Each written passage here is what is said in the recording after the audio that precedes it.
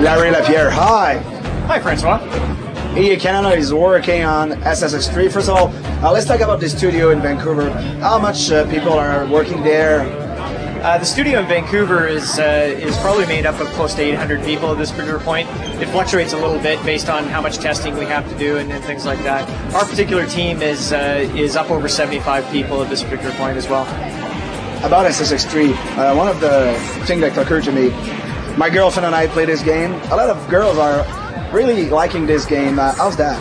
Absolutely. It was one of the unintentional but very pleasant surprises in that as some of our own girlfriends and wives picked up the controller and played it, they loved it. And we almost, as we got into it, almost realized that, hey, what have we done? Now we have to fight for our own PlayStation 2s to play at home with our wives. How do you explain this success to the female gamers? Well, you know what? I think a lot of it has to do with just the simplicity of focusing on a very strong sense of control, bright colors, fun, upbeat arcade experience.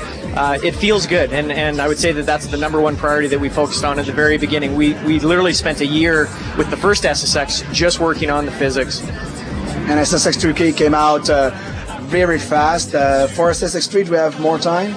Absolutely. SSX Tricky, we had about 10 months to get that product done, and it was really nice because we got to finish off a lot of things that we had wanted to do with SSX. SSX 3, we've had 2 years now to turn around and work on it, and we've basically taken everything right down to the foundation and kind of rebuilt it from scratch. So we have a new graphics engine, a new physics engine. There's literally not one aspect of the game that we haven't improved.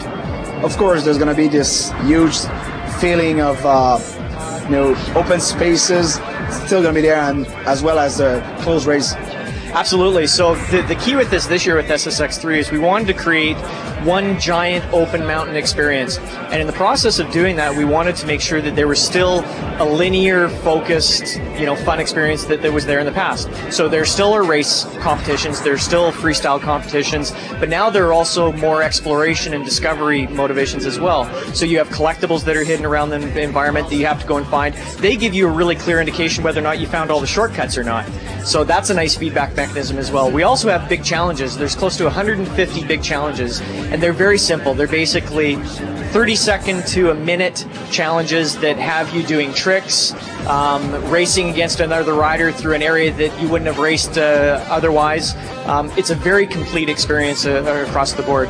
As you open up each of the 3 peaks, you open up the opportunity for about a 30-minute top-to-bottom run that you'll be racing and doing tricks on. It's a phenomenal experience. We keep on telling people to pack a lunch. That's how long it is.